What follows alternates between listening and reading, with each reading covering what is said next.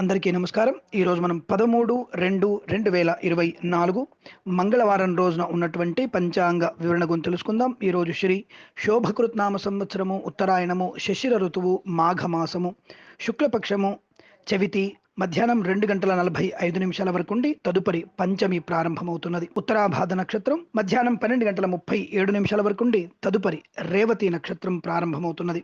దుర్ముహూర్తం ఉదయం 9:03 నుంచి 9:49 వరకు, తిరిగి రాత్రి 11:14 నుంచి 12:04 వరకు. వర్జము రాత్రి 11:40 నుంచి 1:08 వరకు వ్యాప్తిగా ఉన్నది. అమృత ఘడియలు ఉదయం 8:17 నుంచి 9:44 వరకు. రాహుకాలం మధ్యాహ్నం 3:22 నుంచి 4:48 వరకు వ్యాప్తిగా ఉన్నది.